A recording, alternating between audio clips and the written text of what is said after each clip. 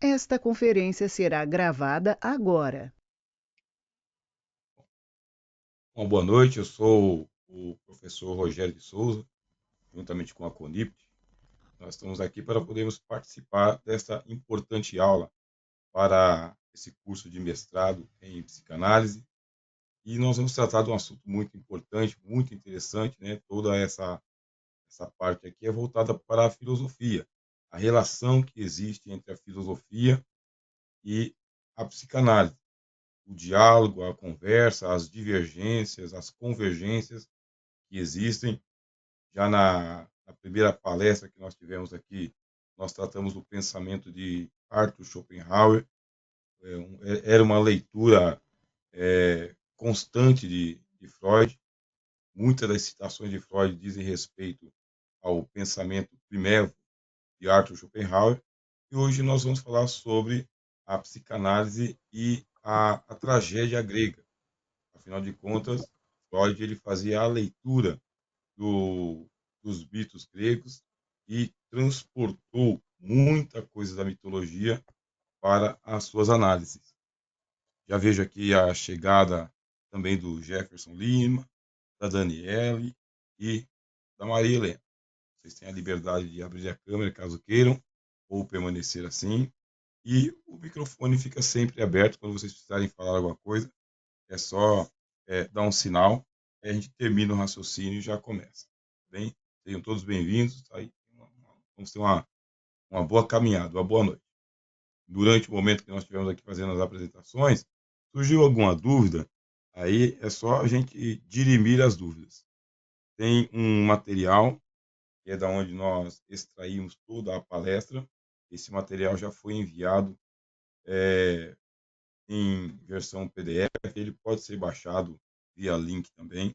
Vocês têm toda a liberdade, tá bem? Eu vou fazendo a citação do material e o nosso instituto já disponibilizou para vocês. Podemos começar, né?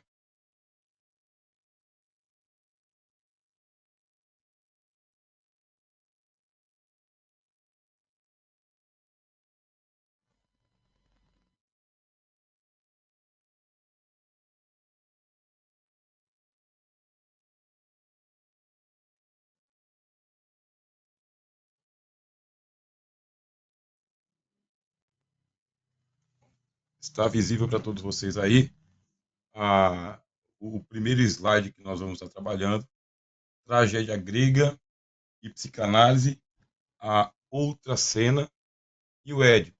Embora que existam aí muitos e muitos mitos que tenham sido trabalhados, principalmente o complexo de Édipo é retirado da peça teatral de Sófocles. Sófocles foi o grande criador deste mito, ou pelo menos o reprodutor dele. É aquele que encenou, é aquele que universalizou o mito de Édipo Rei. A partir daquela leitura do Édipo Rei é que o Freud ele vai trabalhar com um complexo de Édipo. Aqui vocês veem que o material que nós estamos trabalhando ele é originalmente é, escrito por Cristina Aparecida Tanuri Cavalcante e Maria Cristina Poli. Trata-se justamente de um trabalho científico produzido para a Universidade Federal do Estado do Rio de Janeiro. Então, todo esse material ele é facilmente encontrável através da própria internet. O link que foi disponibilizado é para que vocês possam ter esta obra também. Também nós enviamos para a Priscila, que é o nosso contato direto, o próprio PDF também, que vai ser disponibilizado para vocês. E vamos aqui, fizemos vários recortes, né? Vários recortes. Começando pelo próprio resumo, né? A tragédia, como gênero literário, é enraizada na realidade social, mas não reflete essa realidade. Ela a questiona e acontece com seus valores fundamentais, suscitando a compaixão e o terror, que tem por objetivo a catarse das emoções. A Grécia antiga, onde foi produzido as mitologias, inclusive eu sou bastante assim apaixonado por mitologia. Eu tenho aqui em mãos este livro das 100 melhores histórias da mitologia. Você vai encontrar, esse é um livro de fácil acesso. Tem aqui também o livro Os 13 Melhores Contos da Mitologia. São referências que eu estou passando para vocês. Aqui, no caso, o organizador é o Flávio Moreira da Costa. Caso vocês queiram anotar o título do livro ou rever essa aula depois. Então, aqui está os 13 melhores contos da mitologia. Esse daqui, organizado por A.S. Fanchini, que são as 100 melhores histórias da mitologia. E um clássico, né? Um clássico para nós é do Thomas Bulfinch, que é o livro de ouro da mitologia. Com esses três aqui, a gente consegue ter um bom repertório justamente para a gente recriar aquele processo do próprio Freud. Voltar no tempo, né? Voltar no tempo, é ter aquele repertório que ele teve, da onde ele teve o Fiat Lux, o Haja Luz, da onde ele encontrou a teoria psicanalítica. Então, voltando lá, o mundo grego, ele é o mundo originário da filosofia. Embora que houvesse sabedoria em todo o Oriente Antigo, passando pelas outras civilizações, existem produções de obras de sabedoria, como o próprio Vedas, dos hindus, o Tao, do, dos chineses. Você tem obras de sabedoria no que hoje é traduzido como sendo o livro dos mortos dos egípcios, mas foi entre os gregos que houve a sistematização dessa sabedoria. É onde vai surgir a filosofia propriamente dita. Nós consideramos que a filosofia ela tem a Grécia como berço por causa dessa capacidade dos filósofos em retirar dos mitos um tema e sistematizar as suas investigações. É como se fosse um projeto filosófico. Por isso a Grécia ela é consagrada como sendo o berço da filosofia. E a própria filosofia dos gregos surge a partir dos mitos. Antes da filosofia, nós temos aquele período chamado de pré-socrático, e antes desse período pré-socrático, temos o período homérico, que nesse caso já estamos aqui em contato direto com o pensamento mítico, a mentalidade mítica. E o que marca o mito é a tragédia, porque sempre vai ter um herói.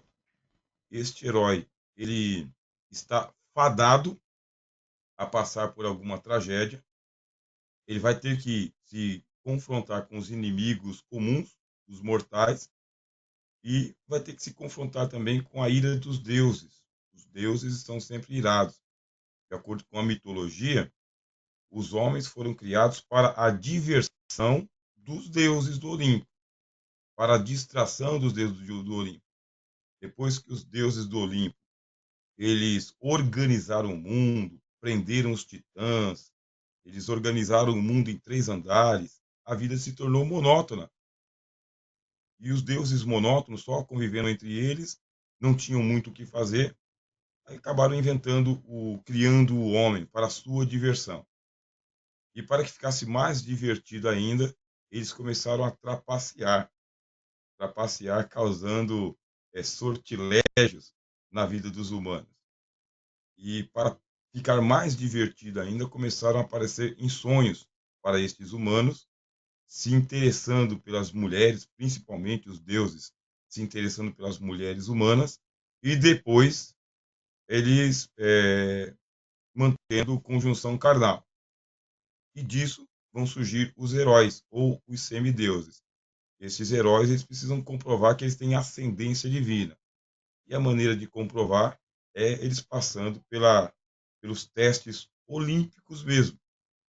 Mas, ao mesmo tempo, esses heróis eles enfrentam a inveja dos outros deuses. Sempre que tinha o filho de um Zeus, por exemplo, você tem os outros deuses que falam: tá bom, ele é seu filho, Zeus, mas ele não é meu. Quer dizer que não pode haver um confronto entre Hades e Zeus, Hades e Poseidon, Atena e Afrodite, mas pode haver um confronto entre os filhos desses deuses. ou esses deuses aparecendo e atrapalhando a vida desses semideuses. Daí é que vai surgir a ideia da tragédia. O herói terá que passar por provações, dificuldades que serão causadas ali, bem traumáticas, e ele precisa superar. Caso ele venha superar, pode até ganhar uma morada entre os deuses, que foi o caso de Hércules. Mas se não, ele simplesmente morre, que é o que nós vamos ver daqui para frente. No caso, o slide, se vocês clicarem bem em cima aí da tela, onde está o slide, você vai ter uma projeção maior. Aqui. Os valores fundamentais, né, suscitam a compaixão e o terror. Você começa a acompanhar a história de Édipo Rei. Você chega no final da história e ele descobre o que lhe aconteceu durante toda a sua trajetória. Tornou-se o assassino do próprio pai, está casado com a própria mãe, da própria mãe tem filhos, portanto, ele comete um assassinato e um incesto. E a história é contada de uma maneira que você se condói junto com ele, porque ele fica tão fora de si que ele precisa passar por uma catarse, ele tem que se purificar daquilo que ele cometeu de errado, dessa coisa ruim que lhe aconteceu. E como que ele se purifica? Ele se purifica se emasculando, ele mesmo se castra e ele mesmo cega-lhe os olhos. Então, ele mesmo vara-lhe os olhos. Então, a ideia é justamente a gente se condoer do que aconteceu ali. Por isso causa a compaixão. E o parzinho da compaixão é o terror. Você não pode simplesmente ler a obra dos mitos gregos e passar por cima como se fosse um gibi. Precisa lhe causar aquele espanto, aquele horror, aquele terror. Precisa terminar assim. Deve terminar assim. Você pega o mito de Tiresias, por exemplo, e Tiresias ele foi condenado a passar uma vida como mulher. Ele era um homem e, sendo ele um homem, ele se aproveitava das mulheres. Mas aí vieram as deusas e o transformaram em mulher. E depois ele foi transformado em homem de novo. Aí você fala, poxa, o que tem a ver este mito? Qual que é a tragédia dele? E esse Tiresias, ele se torna um sábio, inclusive ele é um vidente, e ele é convidado à reunião dos deuses, porque havia uma disputa para saber quem tinha melhor aproveitamento da vida sexual, da vida erótica, porque a erotização na comunidade dos gregos era muito natural, e era tão natural que chegava a ser enfadonho. E para não ser enfadonho, tinha que haver erotizações, quer dizer, aquelas festas que eram as festas de Dionísio. E nessa festa de Dionísio, regada a bastante vinho, a bastante bebida, é onde havia muita embriaguez e a coisa extravasava cada vez mais. Então foi feita uma reunião no Olimpo para saber quem que usufruía mais da vida amorosa, se era o homem ou se era a mulher, porque afinal de contas ele foi o único que experimentou os dois lados, primeiro como homem, depois como mulher e depois como homem de novo. E o Tiresias que passou por essa tragédia de ter que experimentar justamente o lado anverso, porque ele era um aproveitador de mulheres, não teve dúvidas, né? Tiresias ele disse infinitamente a mulher.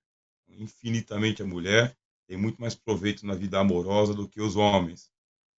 Todas as vezes que a gente lê o mito, é isso. Tem que descobrir ali qual que é o sofrimento que está sendo imposto e a história vai ser contada a um ponto de causar um horror.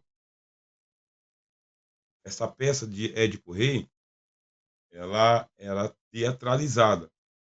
Sófocles é tido como sendo o autor, embora que parece que ele é o compilador da história. Ele compilou, mas aí acabou sendo o autor. E isto era reproduzido constantemente para poder marcar a história, dar a lição mesmo, de que não tem como você desafiar os oráculos, O oráculo vai se cumprir, quer queira, quer não queira. E, consequentemente, no final, o herói precisa de passar por uma purificação. Édipo tem que passar por uma purificação, no caso aqui, a catarse. Freud extraiu desse corpus mítico as bases para a fundamentação da psicanálise, que tem por estrutura um complexo inconsciente cujo conteúdo é semelhante àquele do enredo da tragédia grega Édipo Rei de Sófocles.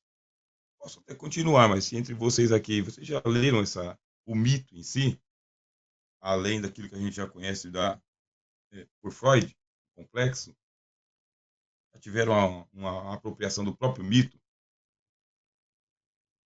Tem bastante material produzido na internet, né? Tem bastante representação também, até facilita a leitura. Mas é interessante é, fazer essa investigação, ler e ler as versões do mito. Nenhum mito que você dizer eu li, ele está numa versão final, mas existem versões, modificações, variantes do mito. É importante fazer também esse tipo de investigação. Nessa perspectiva, o artigo se desenvolve em 4 direções. No caso, esse artigo que nós estamos trabalhando das meninas, também da Cristina e da Maria Cristina. Esse artigo ele vai em 4 direções que estão interligadas: a busca na história, a designação de mitologia e mito, o que é mito, o que é mitologia, vislumbra a tragédia como expressão de patos e logos.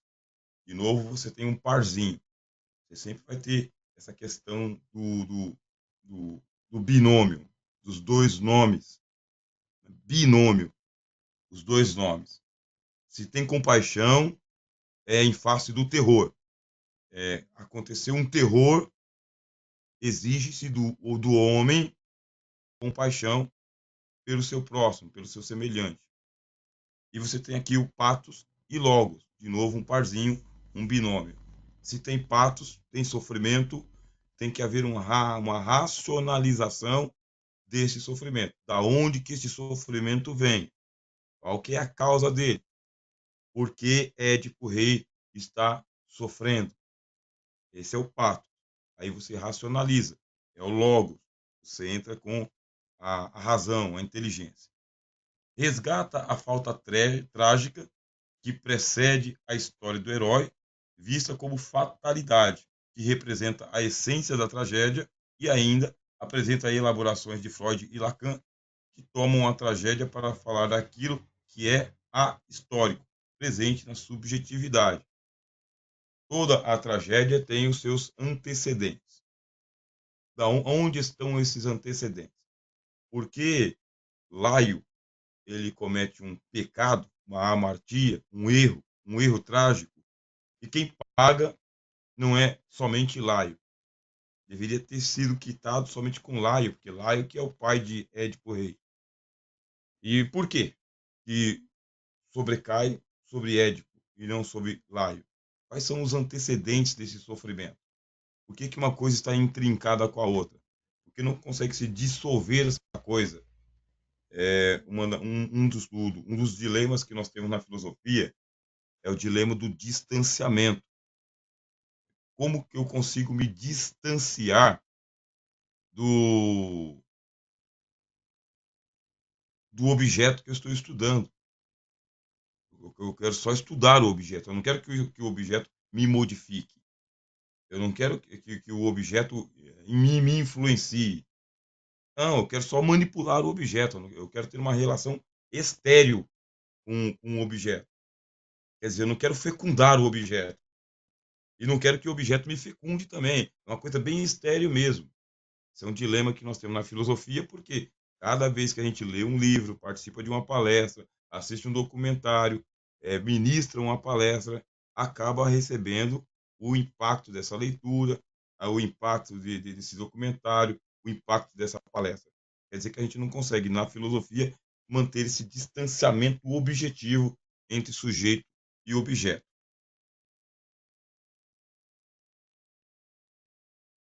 A mitologia narra a história do homem através dos milênios.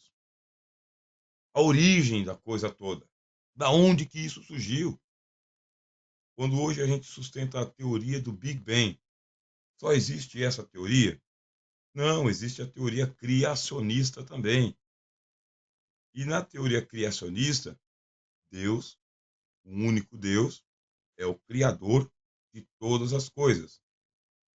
Mas aí, quando a gente parte para a outra teoria, teoria do Big Bang, tentamos nos remontar aos primórdios da criação, temos que chegar a um nada absoluto, para que desse nada absoluto surja o universo e os multiversos.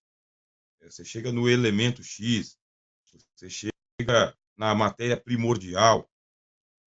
Quer dizer que tudo se perde na linguagem mítica, mitológica. Nenhum de nós tem acesso à origem. Nós temos acesso aos relatos, aos contos, coisa que foi produzido lá nas antiguidades da humanidade, há muito, muito tempo atrás. Veja como que é difícil criar um mito. É tão difícil criar um mito que nós estamos vivendo dentro de um mito sem saber que estamos dentro dele. Para nós não é mito, para nós essa é a realidade tangente. Eu estou tocando essa realidade e a realidade está me tocando. Eu não vejo isso como um mito, mas se você vai se remontando para esses primórdios da humanidade, é tudo isso aqui é uma grande caverna, como diz o Platão. Tudo isso aqui é uma grande caverna. O único escape que você teria seria a contemplação do mundo original. Se fosse possível, você chegar até o marco zero e fazer uma contemplação de olho vivo, de olho nu. Como isso não é possível, a gente tem os mitos.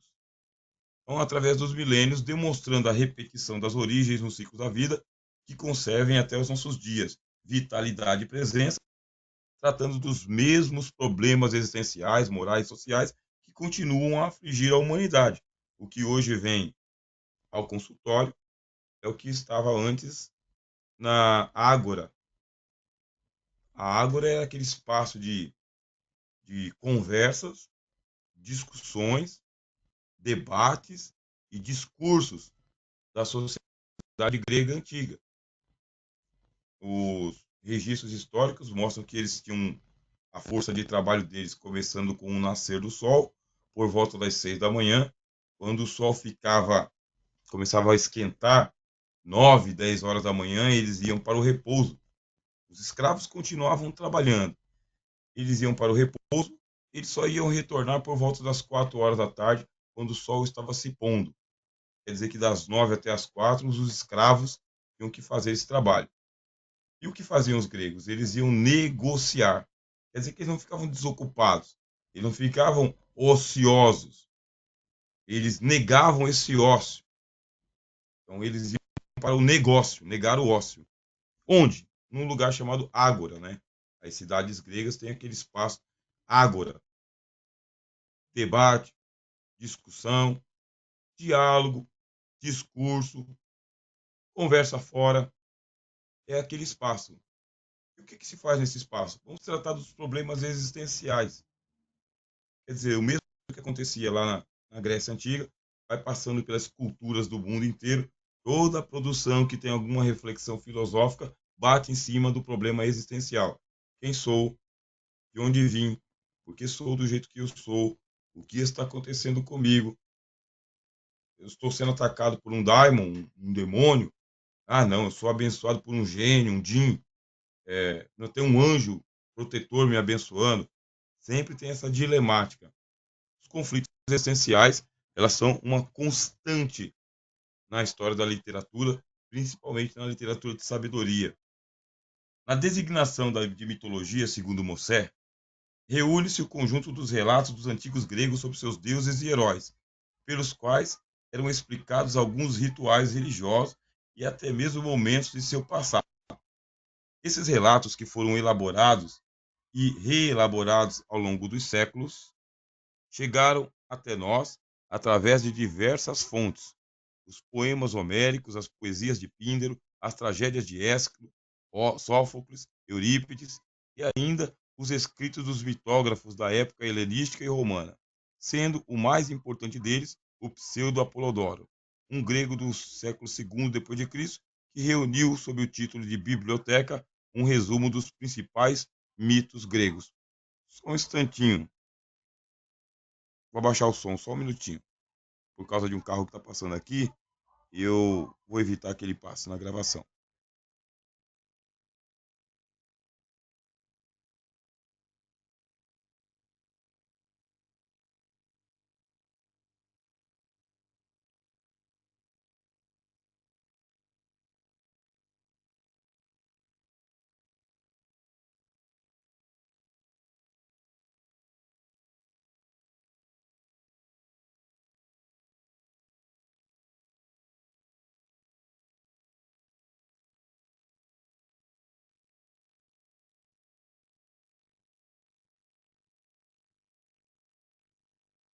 Pronto, já passou, cidadão. Vamos lá. Ó, você pega esse aqui, ó, o livro de ouro da mitologia. Vou ler um pouquinho aqui só do índice para vocês. Ó, você tem aqui o mito de Prometeu e Pandora. Explica a origem dos sofrimentos do mundo. Pandora, ela abriu a caixa das desgraças, que era um presente de trapaça que os deuses entregaram, e foi proibido que a caixa ficasse aberta, e ela, por curiosidade, ela abriu. E tudo escapou, só ela, quando ela conseguiu fechar a caixa, ficou só a esperança lá dentro. Você tem aqui o mito de Apolo, o deus da ciência, o deus da sabedoria, e Daphne, Píramo e Tisbe, Céfalo e Próctes, Juno e suas rivais. Só para ver alguns títulos que tem aqui. Já pulei. O regresso de Ulisses, aventuras de Enéas, as regiões infernais, Aquelau e Hércules, Arion, Íbicos e Simônides, só para citar alguns exemplos. Para aumentar o repertório. Eu não sei qual que é a explicação dessa coisa toda. Vou contar uma história. Nos tempos imemoriais, aí começa o Aedo. O Aedo, ele é o contador de histórias, né? Seria o equivalente ao homem do sertão, com a sua viola, com aquela fogueira, com as crianças em volta, e ele contando as histórias. Então, o Aedo, ele conta as histórias. Essas histórias são tão bem contadas que elas são envolventes. E o Aedo vai sobrevivendo disso. Ele vai ganhando dinheiro, ele pega a lira dele, ou a harpa dele, ou até a flauta, e ele vai contando a história. E vai ganhando dinheiro com isso, ele vai se mantendo com isso. É onde vai surgir o teatro e a coisa toda vai melhorar para as tragédias gregas. Tudo é tragédia também, tudo é tragédia. É o equivalente ao nosso drama.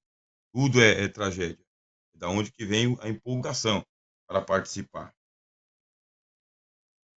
Os mitos nos quais são baseadas as tragédias, aí você preste atenção na seta. A seta está apontando para a palavra tragédia e para a palavra verdade. Os mitos nos quais são baseadas as tragédias se distinguem de lendas, alegoria e parábola e possuem uma narrativa que esconde um aspecto, um núcleo, que encerra uma verdade. O mito não é uma mentira. Eu vou inventar uma mentira. Não, é porque eu não tenho acesso à verdade pura. Eu não estava lá, mas vem dogmatizando. Era como se fosse uma religião mesmo, um dogma. É para se acreditar nisso. Você tem que contar a história com eloquência, vivendo ela, convencendo. É uma verdade, mas eu não tenho acesso à verdade pura, então eu vou contar do meu jeito. Aí surge a tragédia. O significante mitos na língua grega refere-se não somente a uma fabulação, relato, história, mas também à lógica como esse significado se constrói. Nesse sentido, mitos é relativo tanto a fábulas quanto a uma razão discursiva ou logos. Sob essa ética, a antinomia mitos versus logos ou fantasia versus razão pode ser desfeita possibilitando visualizar o mito como uma mito traço lógica. Olha aí, Esse hífen mostra de onde surge a palavra mitologia. Mitológica, ou seja, um discurso cujo sentido só poderá advir do exame deste logos, da lógica de sua linguagem. Não é simples contar uma história numa sociedade onde todo mundo está investigando todo mundo. Ah, eu já ouvi essa história, mas ela não é bem desse jeito. Escuta, tem um detalhe que está escapando aqui. Eu mesmo, como professor dos meus alunos em ensino médio, passo por isso. Eu conto uma versão do mito e depois eu conto uma outra versão do mesmo mito. Aí eles fazem um contraste entre um e outro e falam, mas eu já ouvi diferente, o senhor mesmo falou assim, assim, assim. Quer dizer que não é tão simples você contar uma história repetidas vezes sem você omitir algum detalhe ou acrescentar alguma coisa. É porque as pessoas já estão entrando com a lógica no mito que está sendo contado. Qual que é a lógica dessa tragédia, dessa história? Vamos racionalizar o que isso tem a ver com aquilo. E ao invés de fazer uma oposição, uma coisa é o mito e a outra coisa é a verdade, não é essa oposição. Uma coisa é o mito e a outra coisa é a verdade. Qual que é a verdade que está no mito? Qual é a verdade que só o mito pode contar? Que não adianta o cientista tentar esmerilhar isso, por causa que ele vai dissecar a verdade e não vai chegar na fantasia. Através da fantasia, daquela coisa que é lúdica, aquela coisa que é iluminada, colorida, cheia de detalhes. É ali que está a verdade. Tanto é que a palavra grega para a verdade, nós podemos pronunciar como aletheia. Escreve assim, aletheia, né? Fica mais fácil para a gente na língua portuguesa, mas tem uma pronúncia muito perto do aletheia. Dá a ideia de que a verdade está entre os véus. Ela se recobre de véu. Mas não é uma coberta, sabe? Não é um manto, não é um cobertor, também não é uma capa, é um véu sutil, é um véu que sensualiza, que provoca. Só que você vai entrando entre os véus e aí a cortina se fecha atrás. Você não tem acesso à verdade pura. Você tem que fantasiar esta verdade. Você tem que deixar que esta linguagem não verbal lhe comunique uma verdade maior do que a verdade que a gente conceitua. Freud extraiu desse corpus mítico as bases para a fundação da psicanálise nos primórdios do século XX. É aquele grande século do cientificismo. Você tem aqui o final do século XIX, estão surgindo as grandes ciências humanas, as grandes ciências naturais, o mundo está sendo passado em revista, é aquela era do modernismo, da modernidade, né, da idade moderna, a era da razão, a era das luzes, a era do esclarecimento e a era das ciências humanas. Você já tem aqui a consagração da psiquiatria, a psiquiatria está chegando com força no cenário, entendendo que o mal da mente que está adoentada é fisiológico. O cérebro, né, é a máquina que não está funcionando bem. Aí você tem a sua consorte, né, que psicologia alivia mais a carga. Nem tudo pode ser simplesmente fisiológico, mecânico, hardware. Tem alguma coisa mais sutil. Bom, se já tem a psiquiatria, se já tem a psicologia, o que sobra para mim? E o grande objetivo do Freud era justamente chegar no núcleo da neurose. Chegar justamente no núcleo, no inacessível. E quem já tinha feito isso antes? Chegar no inacessível. Quem já tinha conseguido acessar esse mundo único? Os gregos. Olha a sacada. Os gregos. Como assim? Está lá no mito. Está lá nos escritos. Não propriamente os filósofos. Os homéricos. A turma que inventou o Olimpo. que acreditava na existência real de um mundo onde os deuses existiam e não podiam ser ignorados, porque eles faziam parte do dia a dia da humanidade. O mito põe em cena a palavra, a linguagem, a repetição e a contradição que atraíram a psicanálise ao discurso mítico, a partir da lógica do inconsciente. O inconsciente é estruturado como uma linguagem, fundada no paradoxo, nos opostos e na tendência a retornar sempre ao mesmo ponto. Repetição, com uma satisfação originária, absoluta e, por isso, mortífera. A coisa eu não sei explicar, não sei o que é. Conta um mito, conta uma história. Não é o caso do paciente, procura o analista, ou é encaminhado ao analista. Não sei por quê, não sei o que é. Quem sabe? A priori, ninguém sabe. Então vamos aqui tratar, vamos descobrir juntos, vamos caminhar juntos, vamos ouvir. Por isso precisa daquele palavrólio todo. Tem que, do jeito que a gente fala na mitologia, a gente fala de demitologizar. Então, demitologizar é um fenômeno contrário de mitologizar. Eu mitologizo quando eu conto a história, quando eu floreio, quando eu dou vazão às fantasias. Eu estou mitologizando. Aí vem aquele outro lado que é o demitologizar. Depurar. Tirar do mito o que interessa. É isto. Seria mais ou menos equivalente ao material recalcado.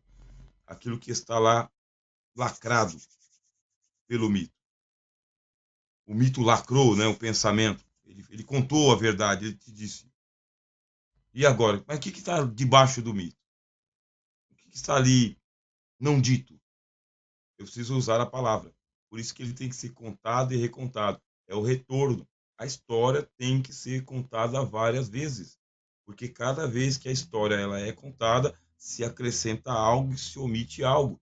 Dá-se uma reinterpretação da coisa toda. E nessa reinterpretação o mito não morre. Ele renasce.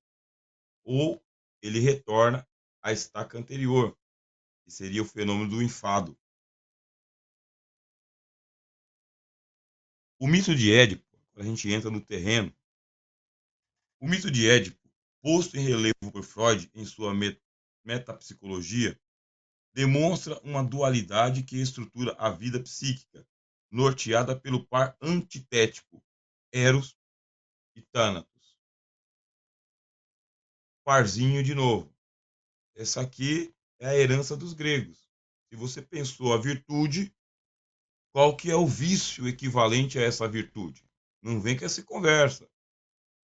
Se por um lado você tem o ser, qual que é o não ser deste ser? Não é um não ser qualquer, tem que ser o não ser deste ser. Qual que é o vício desta virtude? E todo vício ele tem uma virtude proporcional que pode equilibrar a, a existência. No caso aqui é proposto Eros e Thanatos. Deixa eu abrir um parêntese aqui para o mito de Eros, que é o filho de Afrodite. Afrodite é a deusa da beleza. Ela não é só a deusa da beleza, ela é a própria beleza. Ela é a beleza do Olimpo, não tem para ninguém. Só tem para Afrodite, que tem um filho chamado Eros, que é o deus do amor, o cupido dos romanos. Então, entre os romanos é o cupido, entre os gregos é o Eros. Invisível. O Eros ele não pode ser visto. E o Eros ficou encarregado pela Afrodite, a mãe dele, a envenenar Psique. Psique era a mais bela de todas as mortais. Essa é uma das versões do mito Eros e Psique. É uma das versões porque existem outras. Mas vamos ficar com essa daqui. O Eros está incumbido pela mãe dele de ir lá e envenenar Psique, porque Psique era a mais bela das mortais tradução para psique, alma, e causou inveja em Afrodite. Ela ficou com inveja por causa que os mortais iam visitar Psique e comparavam uma com a outra, dizendo que Psique era tão bela quanto Afrodite, e alguns exageravam e diziam que ela era mais bela do que Afrodite. Causou inveja na deusa, e a deusa não pode ter uma rival. Nasceu a tragédia de Psique, que a gente traduz como alma. Eu acho interessante esse mito. Eu conto ele floreando para os meus alunos, né? Cria aquele cenário para mostrar o quanto que a alma é bela, quanto que a alma humana é bela, se ela estiver não em híbris, né? Porque híbris é justamente a doença da alma. Híbris é a alma em excesso, fazendo o que Aristóteles diz que ela não pode fazer. Aristóteles diz que cada coisa tem a sua própria finalidade e dentro da sua própria finalidade está a sua felicidade. Se você fizer aquilo pelo qual você nasceu para fazer, você vai ser feliz. Você é triste porque você está fazendo aquilo que você não nasceu para fazer. Enquanto você não começar a fazer aquilo pelo qual você nasceu para fazer, você sempre vai estar em tristeza, não feliz. Começa a fazer aquilo que você nasceu para fazer, a felicidade será natural, comum, cotidiana, rotineira. No caso psique, conto para os alunos, a alma, ela é naturalmente bela. É para ela ficar leve, contente, feliz, satisfeita em ser quem ela é. Quando vem aquele incômodo, é porque híbris está entrando na physis. Physis, a palavra physis, sempre está remontando à natureza. Physis, natureza, física, né? A natureza. Então, quando é natural, é bom, é feliz, é autêntico, é saudável. Mas quando é híbris e não physis, é porque a coisa saiu da curva. Tá fora do esquema. É o vício. O vício está batendo na porta e o vício está ganhando. Sempre tem esse parzinho. Então, esse aqui é o mito de Eros, para a gente poder ter essa ideia. E Thanatos, né? Thanatos é a morte. Thanatos é a morte. É primo de Hipnos. Hipnos é o sono. Isso é o Hipnos, sono. Thanatos, a morte. Os dois são ali coexistentes. Então, Eros e Thanatos, pulsão de vida e de morte, desenvolvido por ele em sua segunda tópica. O personagem Édipo, mesmo sem conhecer sua história, a põe em cena. Esse é um ponto importante para a psicanálise, o do saber inconsciente, cuja dimensão da história é censurada, esquecida, recalcada e excluída da consciência do sujeito, mas é determinante em seus atos. Como afirma Manoni, pode-se dizer que, com muita frequência, a vida psíquica é toda ela comparada a um teatro com seu palco, seus bastidores e seus personagens. Uma frase particular que eu mantenho, e aí eu também reproduzo sempre, é que a alma sabe. É o equivalente ao inconsciente. O que está acontecendo comigo? A alma sabe. Não sei. Conscientemente, não sei. Mas a alma sabe. Então vamos lá. Se a alma sabe, deixa eu ver se eu faço uma mudança aqui. Vocês me dizem como que a tela aparece para vocês aí.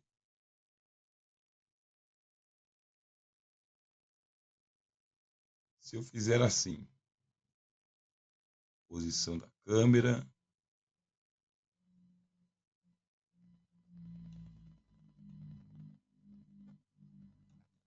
ocultar todos.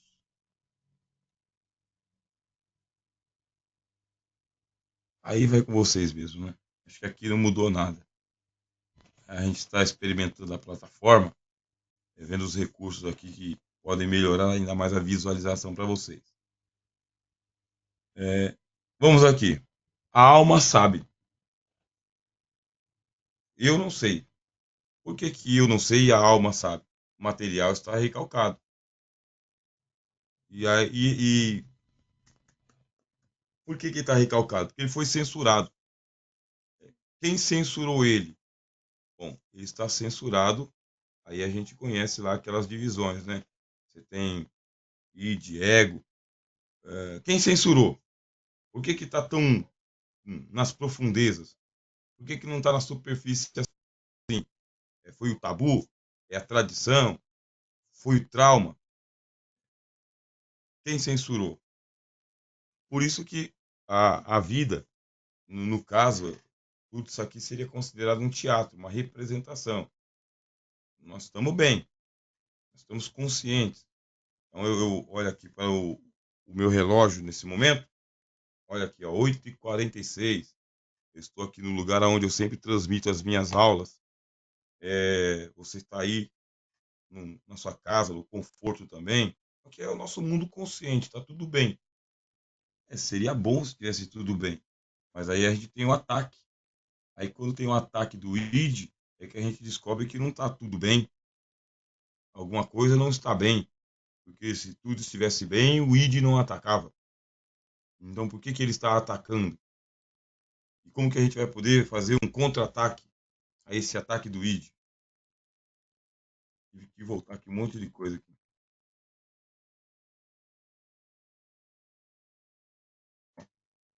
E voltar aqui. A mitologia, ela aparece como uma resposta às várias questões do sujeito, que hoje é feita através da psicanálise, como não havia, é feita através dos contos, das lendas e dos mitos, que são recolocadas pelo teatro grego com a intenção de vivenciá-las e colocar em cena aquilo de que se tem horror. O que é colocado em cena na tragédia? A morte do herói. O herói não pode morrer, mas ele morre. O herói não pode terminar assim. O Édipo termina assim. Ele é o herói da história, mas ele termina assim, cego. Ele termina assim, emasculado. Poxa, o herói não pode ter sido feito para isso. Nós não vamos ao cinema para ver o herói morrer no final. Acabou com o filme, estragou o filme. A gente quer ver ele todo arrebentado, mas inteiro. No final, vencendo, com a cena de explosão lá no fundo, mas ele saindo como um herói aclamado. Mas não é assim. Aí você não está dentro da realidade. Na realidade, o herói é baleado, fica tetraplégico. Na realidade, existe a separação, o divórcio, o luto, a embriaguez, a solidão, a melancolia mórbida. Na realidade, o quarto, às vezes, é o único refúgio para a grande maioria de um monte de gente. Quer dizer que não dá para viver como na cena do filme. Por isso que a ideia do teatro grego é trazer à tona. Mas vamos tratar isso aqui em público, porque o teatro tem que ser público. Não tinha um ingresso, não era vendido ingresso. Era feito na praça e eles sobreviviam das doações, daquilo que eles recebiam. Certamente que tinha os patrocinadores também, por causa que a coisa tinha um viés político. Um negócio muito interessante. Na visão do historiador Dessertot, o mecanismo do retorno do recalcado, articulado na psicanálise, utiliza a concepção na qual a consciência é, ao mesmo tempo, uma máscara ilusória e o vestígio efetivo dos fatos que organizam o presente. O passado é recalcado devido a uma crise, mas retorna ao presente em outra cena, por algum acontecimento momentâneo no qual havia sido excluído de forma diferente. Se a coisa não foi tratada, se ela foi maltratada, ela foi destratada, ele vai voltar. O id não vai deixar a coisa lá barata. Ele está inconformado. A inconformidade está nele, é a natureza dele. de acordo com a teoria das pulsões. Ele voltará. Ele foi calado nesta cena, ele foi censurado nessa cena, mas existe o próximo ato. Quer dizer que à noite ele volta. Vai dormir, vai dormir. Quando você for dormir, eu volto. Eu volto com outro sonho. Eu volto com outra linguagem. Eu vou procurar dentro do seu repertório de músicas, filmes, cinema, linguagem, gostos e desgostos. Eu vou procurar dentro do seu vocabulário os símbolos e vou jogar lá nos sonhos. Eu vou voltar. Você me calou, você não resolveu, você não bateu de frente, né? Você deixou para depois, mas como a coisa não está resolvida, ela vai ter que voltar. Esse aqui é a própria teatralização. O assunto tem que ser tratado até que você entenda e racionalize. Você vai demitologizar, mas só vai demitologizar depois que você olhar de frente para a máscara da tragédia. Essa familiaridade do passado é recalcada pelo sujeito. De um lado, o esquecimento, ação contra o passado. É o equivalente às músicas, né? Da turma aí que gosta de das músicas de bebida. Não, aquela frase que tem no bar, né? A frase que tem no bar. Se você bebe para esquecer, então paga antes de beber, cara. É, por que tem o entorpecente? O entorpecente ele é um anestésico. O entorpecente ele faz o papel que a consciência não está fazendo. De cara limpa você tem que olhar para a dor. De cara limpa você tem que enfrentar a dor. De cara limpa fica mais doído. Então, eu tenho que esquecer isso. Essa aí é a função do inconsciente. Deixa isso lá, tranca isso lá. Aí vem o ataque do id. Ele pode somatizar literalmente a sua dor, o seu incômodo. Se ele somatiza isso, a coisa dói. Dói nos nervos, dói na nuca, dói no topo da cabeça, vermelhidão no corpo, manchas roxas do corpo, inflamação. Quantas doenças não estão na categoria do psicossomático?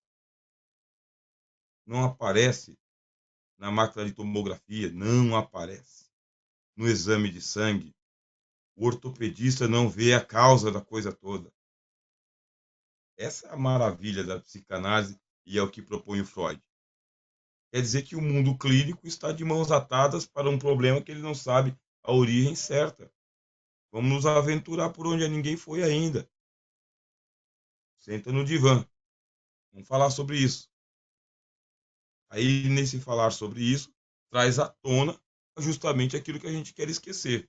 E, por outro lado, o vestígio mnésico, ação disfarçada do passado, que produz um resto que é condenado ao esquecimento. Ao se insinuar de novo nesse local, em que o sujeito acredita estar limpo, sem resíduos do passado e cuja consciência acredita estar em casa, o que foi excluído se inscreve nesse esconderijo à revelia do eu ou contra ele. É a dorzinha. Né? Não é mais uma grande dor, mas ainda é uma dorzinha. Não é uma saudade, mas é uma lembrança.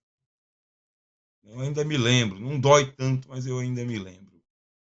É nesse contexto, esclarece Freud, no texto O Interesse Científico da Psicanálise, que se encontram os mitos, a religião e a moralidade, como tentativas de busca de compensação da falta de satisfação dos desejos humanos. A gente tem que moralizar a coisa. Viu? Não dá para dar vazão às pulsões do jeito que a gente bem entende. Deixa o id me levar, id leva eu. Deixa o id me levar, id leva eu. Não dá. A gente tem que criar instituições, nesses casos aí, as religiões, as escolas, educandários, o mundo cientificista, para a gente organizar o espaço todo, porque senão nada funciona para todo mundo o tempo todo. Mas aí tem a insatisfação existencial. A filosofia existencialista ela tem a grande virtude de valorizar o indivíduo. O existencialismo ele é para o indivíduo, é para aquela cura homem a homem, pessoa a pessoa, um a um. Não tem solução para todo mundo, tem solução para quem sente a dor da existência. O existencialismo ele individualiza a dor. Cada dor é uma dor, cada indivíduo é um indivíduo. Não adianta simplesmente colocar a pessoa dentro de uma instituição esperando que aquele convívio na sociedade ali ele será sanador. Será uma máscara. Ele será uma máscara. Passando um pouco de tempo, vem a insatisfação. Essa insatisfação é o incômodo existencial. Eu estou incomodado existencialmente. Da onde vem esse incômodo? Como que está aí até aí? Maria Helena, Jefferson Lima, Daniele. Como que está para vocês aí? Bem, eu abro qualquer coisa. Ó, tem o chat está aberto aqui. Dá uma olhadinha aqui no chat. Né? Tem aqui, está aberto. Eu estou de olho nele também. Se vocês quiserem conversar alguma coisa pelo chat, tá bom? Eu já respondo para vocês.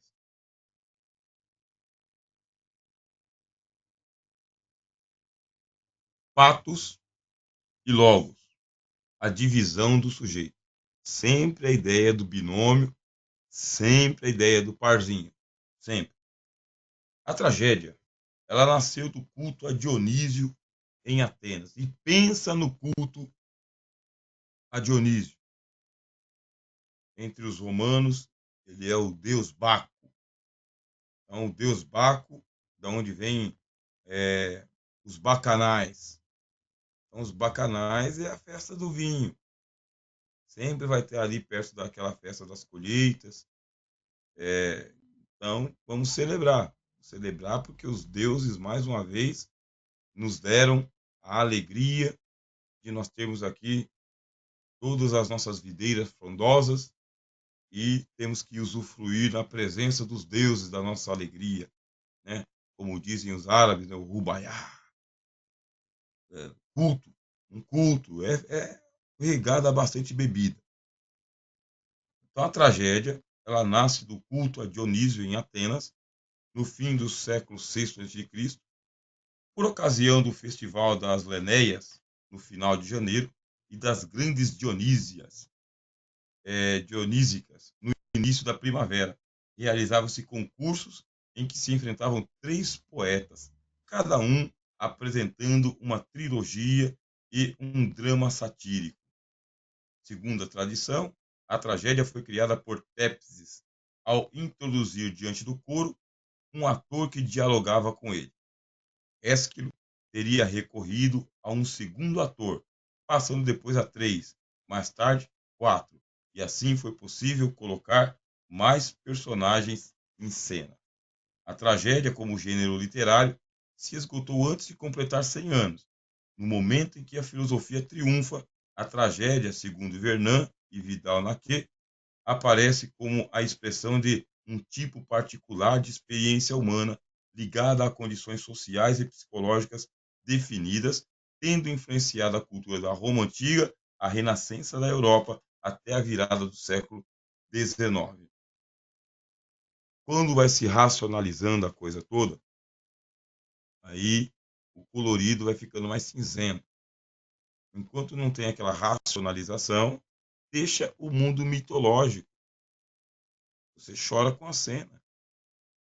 Você vai ao cinema, você assiste um filme de drama e a turma toda trabalha para que a música te emocione, a cena te emocione. E o ambiente está escuro, só é você e aquele telão na sua frente. Aí vem toda aquela comoção no cinema de que um chora de um lado, puxa o choro do outro, que puxa o choro do outro. Quer dizer que você está no mundo fantasioso. Acenda as lâmpadas, deixa tudo claro, deixa um enxergando o outro. Retire a trilha sonora. Mostre como que a cena foi construída. Mostre os atores sem a fantasia. Mostre eles sem o figurino. Aí desencanta. Quando desencanta, não tem mais tragédia. Quando você naturaliza, não é tão trágico assim. Não é uma das finalidades da psicanálise naturalizar, mostrar que não é tão grave assim, e que não é tão glamouroso assim, e que não é tão importante assim, e que não é tão escandaloso assim. Não é. Mas existe uma criação artística em torno da dor. Ah, bati o dedo. Bati o dedo. Se não tiver ninguém por perto, bati o dedo. Puxa, bati o dedo. Tem ninguém por perto. Tem plateia. Tem plateia. Ai! Ai, bati meu dedo, bicho. Ai, meu dedo. Esmaguei o dedo, vai cair a minha unha. É isso. Não tem plateia. Se você naturaliza, diminui o glamour. É comum. Se não tem ninguém para se escandalizar, não é escândalo. Se não tem ninguém para aplaudir, não é espetáculo. Se não tem ninguém para reclamar, não é errado. A coisa toda funciona em torno do palco que você está convivendo e vivendo. Os tragiógrafos, trage, tragediógrafos gregos preocupavam-se com o sofrimento da alma. Eu tenho que tocar na plateia, senão a turma não volta depois. Amor, ódio, parricídio, matou o pai. Esse matou o pai. Pensou se isso fica normal? Cada filho mata o pai? Por que um filho matou o pai? Incesto em família. Ciúmes. Acabei de falar aqui dos ciúmes de Afrodite em relação a Psique. Forças que dominam o sujeito e que escapam à razão. Voltando aqui para quem? Voltando para Schopenhauer, que fez parte da nossa primeira palestra na semana anterior. Isso eu não consigo entender o que é escapa à razão. É a vontade. Schopenhauer diz que é a vontade. A vontade ela é irracional. E está dominando o sujeito. É uma pulsão. Eu sou pulsionado. Eu sou impulsionado. Quer dizer que não é culpa minha. É uma coisa mais forte do que eu. Schopenhauer não diz que foi sem querer. Não é que foi sem querer. Você não quer admitir que queria, mas não foi sem querer. Mas a gente fala, né? Sem querer. Não foi culpa minha. Eu não sabia onde estava com a cabeça. Quando acordei já tinha acontecido. O que foi que aconteceu ontem? Eu. Os temas das tragédias geralmente eram buscados nos grandes mitos divinos ou heróicos, herdados do passado, como o dos Átridas ou dos Labidácidas, que representavam para os cidadãos que assistiam um meio de se questionarem, pois a tragédia era vista como um espelho que a polis oferecia. Uma maquete. Uma maquete. Você pega as obras de Petrônio. Petrônio ele foi um sátiro da Roma antiga. E Petrônio ele satiriza o dia a dia dos romanos. Era tão glamuroso no Senado, era tão bonito no mercado, falava tão bem na tribuna, mas ao apagar das luzes. O teatro grego era considerado um ato cívico, uma festa para a população de Atenas. Na tragédia, os personagens eram representados por atores homens usando máscara.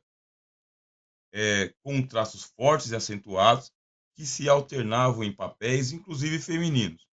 Não havia somente a tragédia, mas também um espetáculo que acontecia anualmente em determinados períodos teatrais que duravam em torno de 6 dias e eram acompanhados por toda a população da região, sempre colocando uma questão para a população. O teatro grego era teatro do destino, da liberdade do homem ou do sentido pelo que há de vir, questionando até que ponto vai a liberdade de expressão do homem em relação à determinação dos deuses. A pergunta que não quer calar é: existe um destino escrito para cada um de nós? A nossa vida é uma fatalidade? Eu tenho liberdade? Eu tenho liberdade em quê?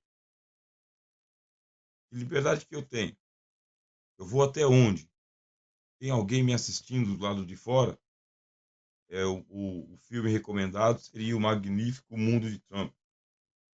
Esse Magnífico Mundo de Trump, ele, ele é um teatro, né?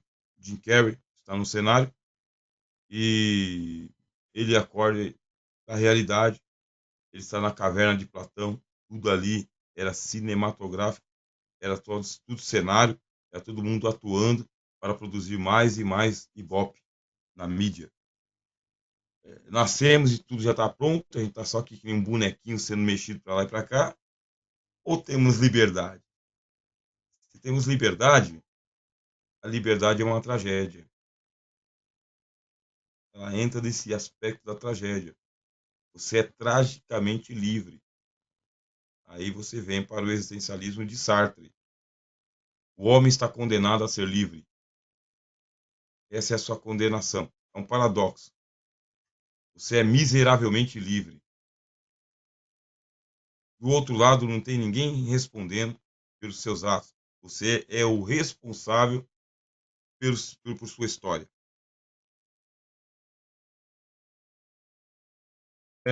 Vamos aqui dar uma avançada, tá bem? Porque as tragédias, elas não aceitam que a vida seja do jeito que ela é. Existe um protesto às injustiças. Se tem um Deus do lado de fora, se tem um oráculo do lado de fora, se tem um profeta dizendo que a coisa tem que acontecer.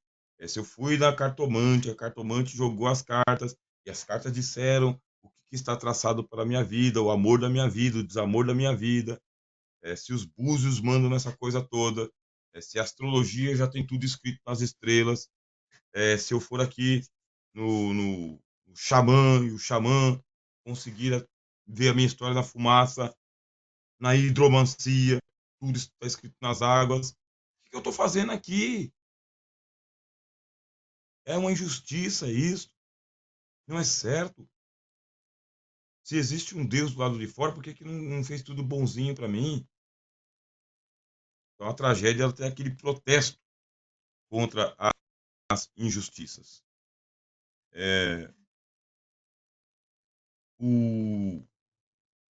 A divindade está sempre presente no palco dos gregos. E o herói, ele reage face ao sofrimento imposto pelo destino. Não é pacífico, não é vou aceitar normalmente, porque a tragédia grega ela tem um valor, primeiro, religioso, nunca vamos nos esquecer disso. Os deuses estão no pano de fundo, as moiras estão no pano de fundo. Essas moiras são terríveis. Essas moiras ou parcas, né? Elas são terríveis porque ela tem uma roda gigante chamada roda da fortuna. Aí elas pegam um de nós aqui para brincar. Aí elas giram a roda da fortuna. Girou, girou, girou, girou. Tá girando. Vai acontecer isso daqui. Elas param, né? Vai acontecer isso daqui. Esse é um dos mitos, né? Aí uma delas vai lá e pega o fio da existência do cara e corta. Quando corta, começa a dar tudo errado. Não tem o que fazer, tá tudo errado. As moiras atrapalharam tudo. para que se cumpra a roda da fortuna. Aí vem uma outra aí, remenda. A vida é cheia de remendo. Não tem ninguém com a vida perfeita. Esqueci aqui o nome do poema, mas se eu tivesse ele, eu já ia trazer para vocês aqui. É quem passou pela vida e não sofreu, somente passou pela vida e não viveu. Né? Passou pela vida e não sofreu, somente passou pela vida e não viveu. A vida é cheia de remendo. O fio está todo remendado, está todo amarradinho. Estourou o projeto de vida. Não aconteceu. Não deu certo. Então, o que vai fazer? A vida remendada até o último dia que morre. Thanatos. A morte é certa para todos. Por isso que tem um caráter religioso, mas também tem um caráter pedagógico, educativo. Você aprende com o sofrimento. Você aprende que a vida é dos mortais, a vida é mortal. Aí vem a virtude da prudência. Os gregos ensinavam as 4 virtudes cardeais. E uma das virtudes era: seja prudente porque você morre. Seja prudente porque senão você vai terminar a vida aleijado. Seja prudente porque senão você entra na arena e você sai morto. Você tem que ter prudência, você não vai enfrentar aquilo que você não vai vencer. Mas se você enfrentar, você tem que enfrentar para vencer. Tem que tombar o adversário. Conforme Queiroz, na antiga Grécia, as paixões eram expressas com moderação e na justa medida, e visavam a transformação das mesmas em virtude. Para os antigos gregos, o homem era um ser feito para a vida política, para a polis, e o papel da política e da ética era o de regular os excessos para possibilitar a convivência e a virtude. Se a pessoa saiu da vida ética, quer dizer, a vida do correto. A vida ética é: você não sabe que você está numa polis, e vivendo numa polis existe o ethos, e esse ethos, ele é o corretus. O ethos é o correto. É a atitude que eu tenho que tomar em face do medo, da adversidade, do perigo, da necessidade. O ethos. O que é que eu vou fazer agora? O Édipo. O Édipo, o que você vai fazer? Você matou o seu pai. Você se casou com a sua mãe. Os seus filhos são seus irmãos. Qual é a sua atitude agora? Sei lá, cara, já fiz mesmo. Eu já fiz, já foi, já aconteceu, já matei. Vida que segue. Não. O ethos. Qual que é o corretus? Fala. Bom, o correto é me emascular. Não, não precisa fazer isso. É o correto. É a catarse, a purificação. É o membro que me fez pecar, errar, amartia. E vou enxergar melhor com os 2 olhos fora da órbita. Arranca os 2 olhos. Esse é o ethos. Dessa forma, vamos aqui, né? Fazer uma leitura. Vamos encaminhando, deixa eu ver o horário nosso aqui. Temos ainda aí 15 minutos para a gente poder avançar. Todo esse material, ele é disponibilizado para você já com essa, em PDF mesmo. A gente está vendo aqui, com esses destaques das palavras-chave. Tá bem? Temos uma limitação, mas o material que é disponibilizado, ele dá conta. Então, a gente vai concluir tranquilamente. Patos, ele deriva do infinitivo patim, que significa padecer. Dessa forma, patos significa infortúnio, paixão, sofrimento e também a experiência que se adquire na dor. A tragédia trabalha com a dor do homem. A maior dor do homem não é a dor que sai com a cibalena, é o que te faz sofrer, o que te faz querer a morte, é o que te faz procurar o amor. Está doendo por quê? E logos, lembra que é o parzinho? Patos e logos. Espera aí, não tira a vida, não. Não acaba com tudo, não. Não dá um ponto final. Vamos para o logos. Vamos intelectualizar a coisa toda. Vamos buscar ajuda. Porque a palavra ajuda. É pela palavra. O instrumento de trabalho da psicanálise não é a palavra. Não existe o mecanismo da transferência e da contra-transferência. Não é a palavra. O que o analista tem para oferecer ao paciente? O diálogo. Diálogos. Através da palavra. A palavra que atravessa. Então vamos lá. Logos, palavra grega, significa ao mesmo tempo razão e discurso. Não há linguagem sem razão e nem razão sem linguagem, conforme indica Comte Sponville. Logos, como princípio formador do mundo, acrescenta Bagnano, é identificado com o destino ou com o intelecto divino. É algo espiritual. Na palavra de Aristóteles, é metafísis. É para além da natureza. Quem consegue, com a palavra, penetrar nesse submundo chamado inconsciente, está fazendo uma obra divina, uma obra religiosa, uma obra sagrada, uma obra criadora. Para você retomar aqui a linguagem da Bíblia. Deus criou o mundo pela palavra. Aí lá vai o analista, numa semelhança de Deus, criar com o logos, a palavra, orientar o discurso, orientar o entendimento e o intelecto. A tragédia grega se utiliza de ambos, do par, patos e logos. E a tragédia ela é promotora da catarse, da compaixão, eleus. Esse patos é característico desse gênero artístico. Os afetos experimentados pelo espectador são baseados no mecanismo da identificação. Estou assistindo uma peça, estou assistindo um filme, estou ouvindo uma música, estou participando de uma palestra, estou ouvindo atentamente. Eu me vejo nele. Eu me coloco no lugar de Édipo. Ele me representa. Estou simpatizando com a dor dele. Isso é transferência e contra-transferência. Aqui, o Daniel precisa sair, mas achou a aula super interessante. Depois vai ler o material com calma e assistir o restante da aula. Obrigado e bom final de semana. Satisfação, Daniele. Também tenha também um bom final de semana. Precisando de qualquer novo esclarecimento, nós estamos aqui. Pode entrar em contato.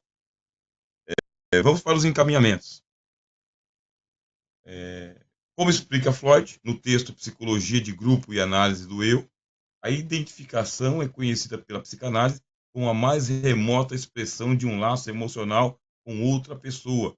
Aí eu destaquei para vocês aqui, logos consciente, fatos inconsciente. Não sei de onde vem a dor. Sei que está doendo. Vamos pensar, portanto, o logos e faz o papel da consciência. Assim, a ordem do trágico é suscitar as paixões e o padecimento experimentados a partir da identificação. Esse tratamento das paixões era essencial na função da arte trágica. Veja, deixa eu terminar essa parte aqui. Então, esse tratamento das paixões era essencial na função da arte trágica, pois há uma integração do sofrimento como parte da vida. Francisco de Assis, o santo, né? São Francisco de Assis, ele diz, ou dizia, que nada nós podemos entregar a Deus. Nada. Exceto o nosso sofrimento. porque nós só temos autenticamente humano o sofrimento. O sofrimento é nosso. E é a única coisa que nós podemos entregar a Deus. Então, se está sofrendo, o sofrimento faz parte da vida. É o que te faz viver. Acabei de citar aqui a frase do poema, né? Quem passou pela vida sem sofrer, só passou pela vida, não viveu. Então faz parte da vida, onde a pulsão de morte está presente, desejo de colocar o fim à dor, tornando possível a aceitação e amenizando a híbris, que é o excesso, a desmedida do sujeito. A ideia é que está doendo tanto que não dá para suportar mais. Está doendo tanto que eu tenho que acabar com essa dor de qualquer forma. Aí nós tomamos um analgésico, a gente disfarça, e isto é por causa da híbris. A dor tem a sua medida. E se a dor está muito forte, isso é híbris. Tudo tem uma medida suportável. Tornou-se insuportável, é híbris. Se é híbris, eu preciso amenizar essa dor. Aí entra a moral, a ética, a política, a educação, a cultura, o entorpecente. Termino, tá bem, praticamente folheando o restante do material que a gente tem aqui, ó. Quando a gente fala de A Tragédia e Seus Móveis, Escolha Definitiva, Ambíguos, Abandonadas à Morte, material vasto. Precisaríamos de mais tempo para trabalhar ele no detalhe. Mas a gente termina falando aqui, ó, dessas três conceitos, ó. Consciência trágica, homens trágicos e ironia trágica. Soren Kierkegaard, ele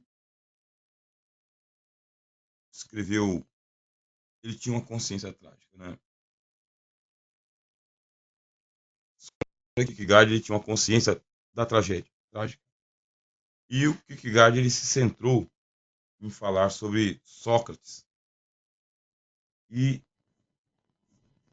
Kierkegaard, ele era um cristão nascido dentro da igreja dinamarquesa, a igreja luterana.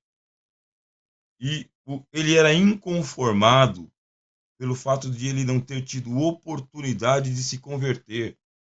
Olha que tragédia para Kierkegaard. Ele era inconformado porque ele nasceu num país cristão, mas ele queria ter passado pela experiência da conversão. Isso lhe foi tirado por causa que ele foi batizado logo quando criança, né? A igreja luterana pratica o batismo de crianças. Cresceu numa cultura cristã, a família dele toda uma família cristã, pai, irmãos, pessoal, todo mundo envolvido com o ministério da igreja luterana. Ele mesmo se formou bacharel em teologia, ele mesmo se formou para o pastorado, mas ele passou a ter uma consciência trágica. Nessa consciência trágica, ele dizia o seguinte, olha, não se pode retirar a consciência trágica do homem. Não dá. Nós não estamos aqui para disfarçar dizendo que o mal não existe. A dor está aí. Não dá para simplesmente dar um banho na criança. Precisa deixar ela passar por todo esse período para que ela sinta, aí é Kierkegaard, sinta o peso do pecado e a necessidade da conversão. Está querendo se poupar a criança da possibilidade do pecado, da possibilidade da queda, da possibilidade do erro. Isso aí é uma tragédia. A criança tem que passar a sua infância, sua puberdade, experimentar o peso da existência para tomar uma decisão livre. E essa decisão livre foi sonegada quando batizaram a criança. Isso transtornou a vida do Kierkegaard. Então não se pode retirar a consciência trágica. Devemos trabalhar com essa coisa toda, amenizar a dor, naturalizar e, na medida do possível, retirar a híbris, quer dizer, o excesso. O problema da dor não é a dor. O problema da dor é o excesso, é quando ela excede, é quando ela enlouquece, é quando ela tira você da rota, do caminho, do convívio, da vida. E quando a pulsão da morte é maior do que a pulsão de Eros. Porque a pulsão de Eros é amor para viver bem. Terminamos. Bem, terminamos aqui a nossa exposição.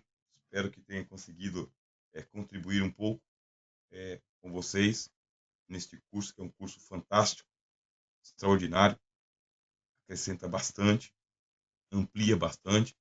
Por isso é necessário fazer a continuidade, a leitura do material e aquilo que estiver ao nosso alcance pode entrar em contato conosco, tá bem? Através do nosso instituto. Os canais estão todos aí disponibilizados para vocês, tá bem? Através do CONIPT. Na palestra da semana passada eu falei do Instituto Supera, porque o Instituto Supera é o nosso canal. E como eu ministro muitas palestras, também sou professor do Instituto Supera, fiz citação dele, e agora estou aqui relembrando também que nós estamos aqui transmitindo através do CONIPT para vocês. Tenham todos aí uma boa noite, bem, um bom descanso, um bom fim de semana e na próxima semana estaremos aqui. Como sou um homem de religião cristã, né? Espero que Deus lhes abençoe em respeito a todos vocês. Tenham uma boa noite. Jefferson, Maria Helena, a Daniele que saiu e todos os demais que estão participando desse curso. Uma boa noite.